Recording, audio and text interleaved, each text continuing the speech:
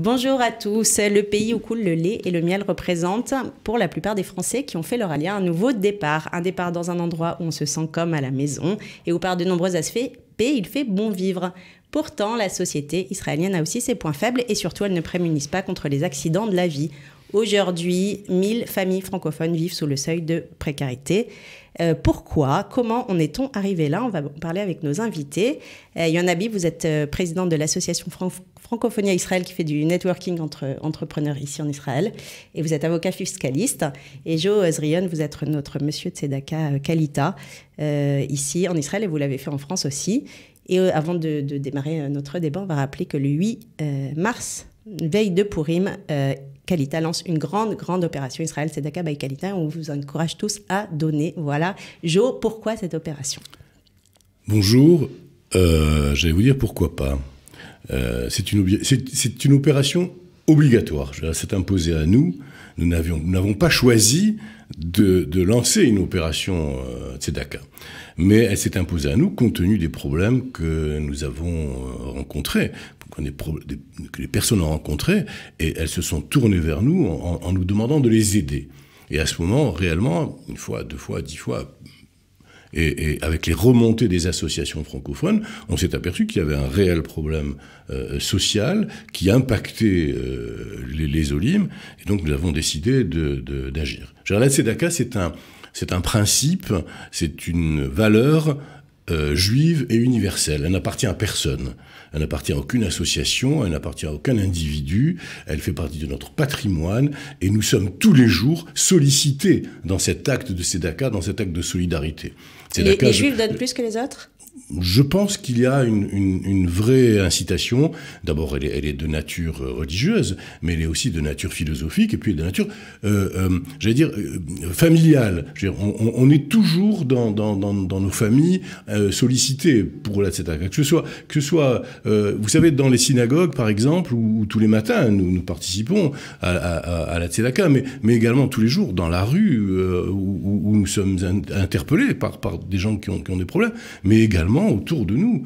Donc, la tzedaka, c'est quelque chose qui est partie intégrante du judaïsme. Et les juifs sont très très sensibles à cette valeur. Et en France, il y a des choses merveilleuses qui se font en matière de tzedaka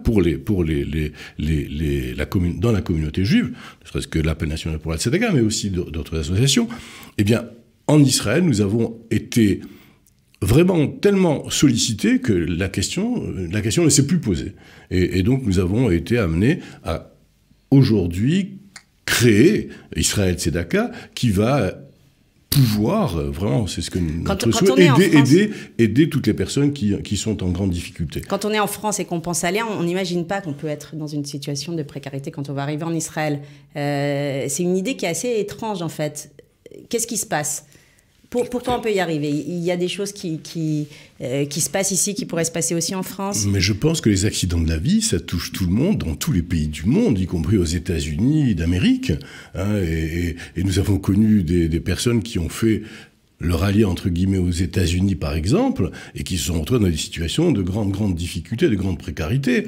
Mais les accidents de la vie, ça peut toucher tout le monde et à n'importe quel moment. Je veux dire, n'importe quel d'entre nous. Et vous savez, il y a une grande leçon dans la tzedaka. Quand nous participons à la tzedaka, nous participons à un grand mouvement de l'humanité, mais souvent j'ai entendu des personnes qui avaient été impactées eux-mêmes par des difficultés matérielles et qui avaient été aidées par les opérations de tzedaka et qui ensuite, quand elles ont été mieux matériellement, ont commencé à donner à nouveau, à redistribuer ce qu'elles avaient reçu. Je crois que c'est ça qui est extraordinaire dans la tzedaka, c'est ce mouvement permanent qui est de distribution et de solidarité.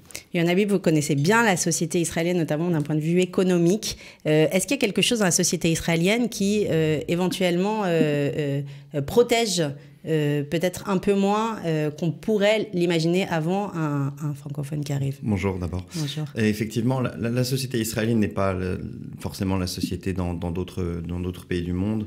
On a un pays qui est jeune, qui a 70 ans. Et forcément, les lois ne sont pas forcément les mêmes que dans d'autres pays dans le monde. Et vous avez un pays qui a été traversé par énormément de courants.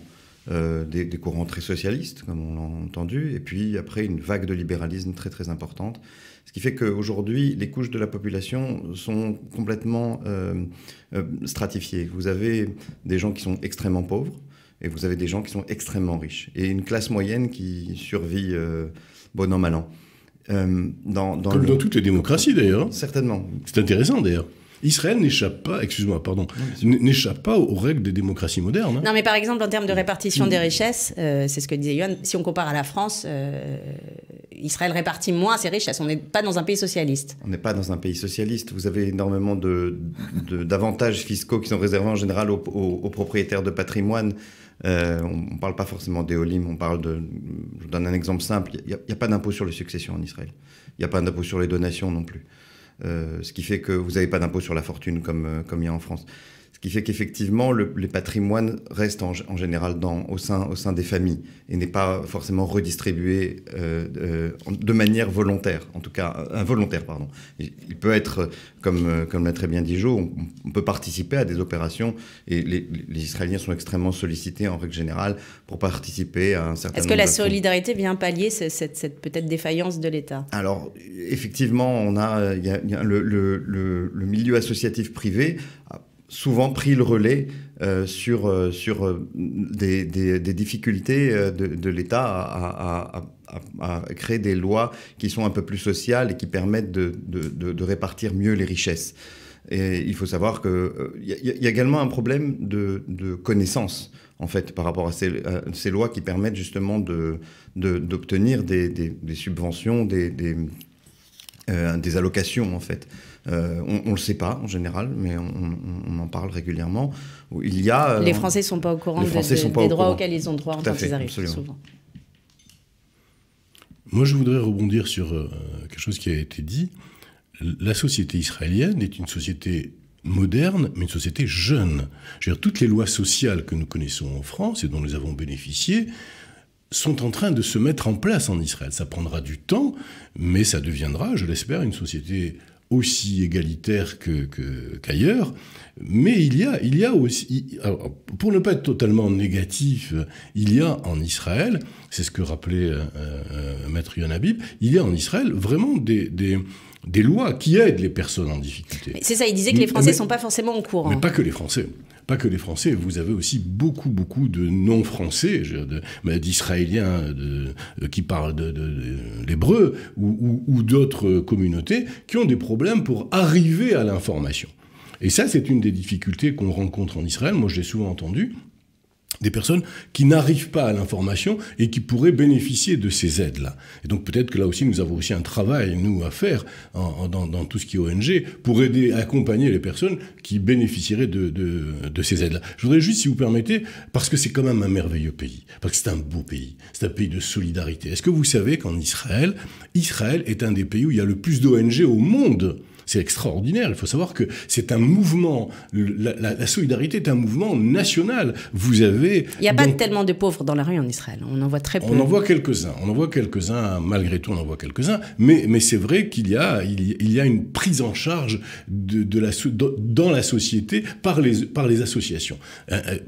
Toutes les grandes boîtes, par exemple, envoient leurs employés 1 à 2 fois par an participer. Mais les enfants dans les écoles, les étudiants ont l'obligation de donner une journée par mois ou 2 journées par mois pour aider les personnes autonomes. Donc ça, c'est vraiment quelque chose qui est absolument magnifique et qui est à mettre au crédit d'Israël. Ce qui n'empêche que les accidents de la vie, les problèmes quotidiens font qu'on retrouve aujourd'hui des problèmes, Quels sont les types de problèmes qui vous remontent? Quelle est la famille française typique aujourd'hui en Israël qui pourrait avoir besoin vraiment, là, demain, concrètement, d'aide? Écoutez, c'est extrêmement simple. C'est un licenciement, c'est un chômage qui vient. C'est un licenciement, c'est une maladie, c'est un handicap, c'est des enfants en difficulté. Réellement, c'est une personne âgée qui va se retrouver totalement démunie. C'est extrêmement basique et extrêmement, j'allais dire, d'une simplicité terrible, quelque chose qui arrive brutalement souvent, et les personnes sont démunies, et c'est là où elles se tournent vers les associations, et elles se tournent vers nous, et c'est là où nous allons avoir à répondre. Et c'est pour ça que nous vous sollicitons, pour ça que nous engageons et nous vous demandons de vous engager avec nous. Je voudrais rajouter quelque chose, si je me permettre. Vous avez également cette brutalité, telle que la décrit Jo, c'est la brutalité de la vie, c'est l'accident, c'est ce qui peut arriver. Et le contraste entre cette brutalité et cette nécessité immédiate de vivre, parce qu'en Israël, les lois sont ainsi faites que aussi on arrive très très vite à être privé de carte bleue, privé de chéquier et très très vite dépendant. Il y a cette brutalité d'un côté et cette prise en charge par Bitoach Leumi, notamment, d'une famille qui prend énormément de temps du fait d'une bureaucratie qui est extrêmement complexe et qui, parfois, décourage beaucoup. Alors, on ne parle pas forcément des francophones, on parle de tout un chacun, tout Israélien de la rue. Il peut être très vite découragé par cette bureaucratie, le nombre de documents à remplir, de ce qu'on dit vadot, c'est-à-dire de commissions où il faut participer après des accidents. On parle beaucoup de la bureaucratie israélienne. C'est vraiment très difficile. Alors, effectivement, c'est une terre de contraste, où d'un côté, vous avez une bureaucratie qui est extrêmement... qui fait peur, d'un côté, où personne ne veut forcément y être confronté. Et d'un autre côté, vous avez des gens extraordinaires qui prennent sur eux beaucoup de solidarité. Mais c'est organisé comme ça doit l'être maintenant. Mais c'est aussi au quotidien des voisins qui savent que quelqu'un est dans une situation difficile, qui viennent, qui amènent de quoi se restaurer. Je l'ai vu partout, tout le temps. Tous les Français qui arrivent ici disent que la société israélienne est absolument incroyable. Ah oui, tout à fait. Et qu'on voit C'est une société qui est très particulière, qui présente des duretés.